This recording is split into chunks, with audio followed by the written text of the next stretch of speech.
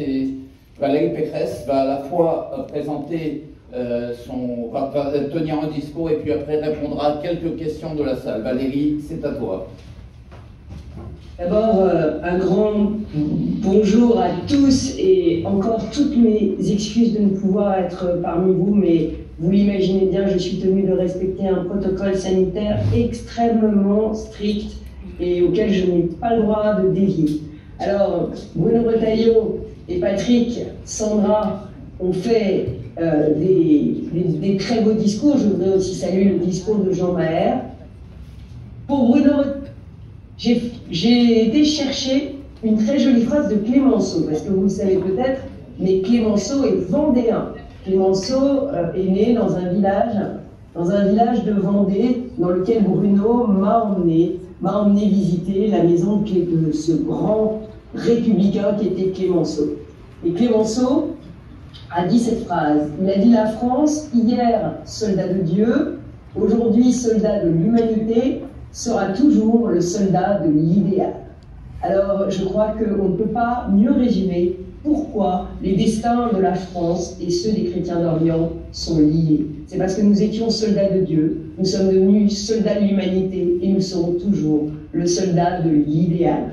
Un idéal de vie heureuse, un idéal de liberté religieuse, un idéal de concorde, parce que c'est ça que les chrétiens d'Orient représentent. Aujourd'hui, quand on parle des chrétiens d'Orient, on ne parle pas seulement de la défense d'une minorité. C'était une erreur fatale qui avait été commise quand j'ai voulu créer le groupe des chrétiens d'Orient, et je remercie de défense des chrétiens d'Orient à l'Assemblée nationale, et je remercie Sandra qui a succédé à notre bien-aimé Claude Goesgen de l'avoir rappelé. Quand j'ai voulu créer ce groupe de défense des chrétiens d'Orient à l'Assemblée nationale, eh bien, je me suis heurté à l'opposition de ceux qui ne voulaient pas que l'on parle de chrétiens, parce que c'était une atteinte à la laïcité.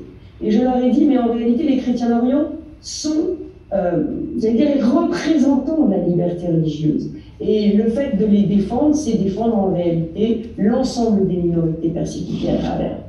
Et finalement, vous le savez, j'ai eu l'autorisation de créer ce groupe de défense des chrétiens d'Orient, et nous avons pu le monter, et c'est devenu à l'Assemblée nationale le premier groupe en nombre de députés, et tous les députés de tous les partis quasiment sont venus adhérer à ce groupe.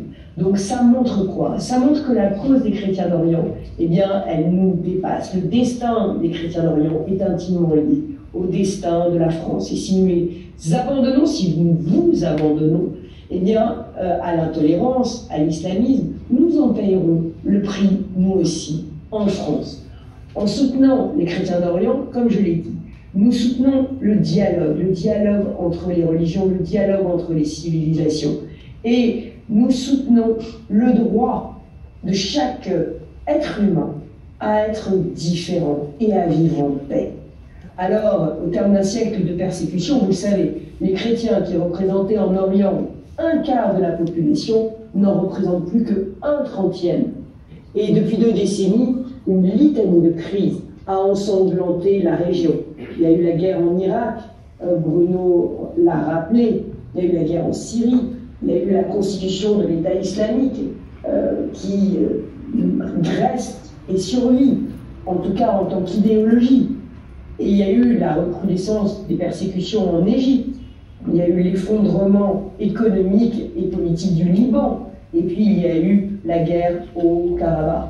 Autant de séismes qui ont durement frappé tous les chrétiens d'Orient. Et plus que jamais, la France doit être au rendez-vous de la fraternité. La fraternité. Alors la fraternité, comment est-ce que nous pouvons la concrétiser? Vous savez qu'en tant que présidente de région, je me suis mobilisée justement et nous avons créé le premier fonds régional de soutien aux minorités du Moyen-Orient. Plus de 900 000 € pour soutenir les projets des ONG et des associations humanitaires, à la fois pour répondre à l'urgence et pour répondre aux enjeux de long terme. En tant que député, à l'époque, nous avions aussi participé à cette grande conférence qui avait eu lieu à Paris et qui avait permis aux minorités persécutées de s'exprimer et de faire entendre leur voix à travers le monde. À partir de Paris, vous le savez, on parle au monde entier. Alors, qu'est-ce que je veux maintenant pour la France? Je veux que la France soit aux côtés des chrétiens d'Orient, qu'elle soit aux côtés de vos écoles, de vos universités, qu'elle vous soutienne de manière sanitaire, humanitaire, et qu'elle vienne en aide et qu'elle accueille les réfugiés. Vous savez, l'asile relève de notre tradition chrétienne et humaniste. Et je me souviens d'avoir accueilli moi-même, ici, à Paris, un certain nombre de réfugiés qui fuyaient Daesh. Et c'était un moment très douloureux. Je me souviens aussi de m'être rendu à Erbil, à l'époque, avec François Fillon et Bruno Retailleau, pour justement marquer notre soutien aux Kurdes et aussi aux chrétiens irakiens qui avaient besoin d'être soutenus face à Daesh. J'ajoute que la région Île-de-France a financé et soutenu la rénovation du centre culturel de Mossoul après la guerre. Moi, ce que je souhaite, c'est que tous les chrétiens d'Orient puissent vivre en paix là où ils habitent, qu'ils puissent rester sur leur terre. Et c'est à cela que nous allons travailler ensemble. Je souhaite aussi préserver ce qui est un patrimoine matériel et immatériel qui doit être patrimoine de l'humanité. Je souhaite que les lieux de culte soient protégés. Je me félicite d'ailleurs que le Louvre ouvre aux visiteurs du monde entier un département sur les arts de Byzance et la chrétienté d'Orient d'ici 2025. L'éducation, la culture, le patrimoine, répondre aux besoins de l'âme, dont parlait la philosophe Simone Veil. Alors, je crois qu'on ne peut pas regarder l'aide aux chrétiens d'Orient uniquement à travers un prisme financier ou économique. C'est bien au-delà le patrimoine mondial de l'humanité qui est en jeu et que nous devons préserver. Par ailleurs, il y a les écoles. Bruno en a parlé avec beaucoup d'éloquence. Vos écoles qui sont ouvertes à toutes les communautés, qui accueillent les chrétiens, mais qui accueillent aussi des jeunes musulmans, qui accueillent tous les enfants. Parce que pour vous, l'éducation est au cœur de la transmission d'une morale, la transmission d'une forme de relation au monde. Alors oui, bien évidemment, je le sais, les jeunesses d'Orient ne peuvent grandir qu'ensemble, musulmans et chrétiens mêlés. Mais il faut aussi que vos écoles restent puissantes, parce qu'elles sont un relais très efficace de la francophonie. Et la francophonie, c'est aussi le rayonnement du français, cette langue que nous avons si souvent en partage. Donc, je veux que cette langue, le français, qui est la langue d'une culture pluriséculaire, la langue de valeurs universelles, puisse rayonner aussi à travers le réseau des écoles chrétiennes. Et puis, je veux qu'on puisse véhiculer partout dans le monde nos valeurs, notre idéal de liberté, d'égalité et de fraternité, d'égalité entre les individus, de droits de l'homme.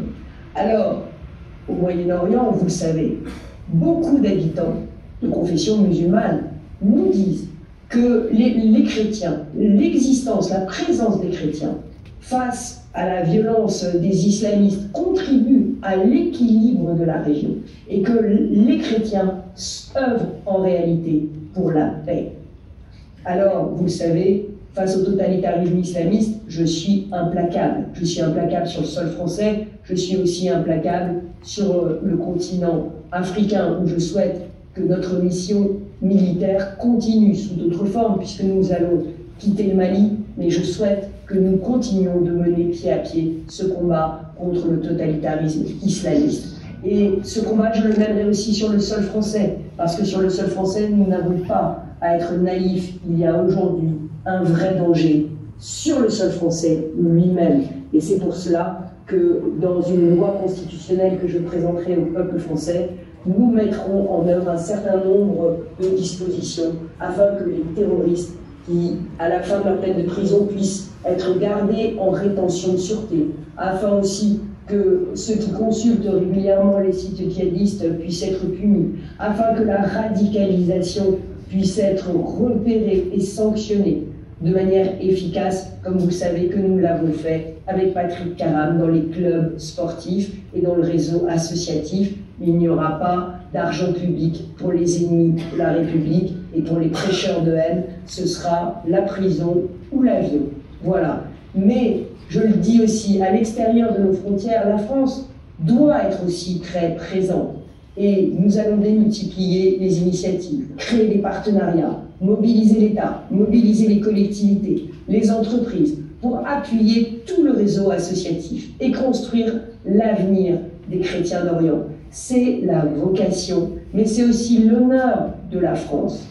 Nous avons à allumer partout l'espérance d'une vie en paix, l'espérance de la liberté religieuse, l'espérance de la diversité des peuples, l'espérance aussi de ce dialogue des civilisations qui me tient tellement à cœur et que je veux porter. La France ne manquera pas ce rendez-vous décisif. Elle sera à vos côtés.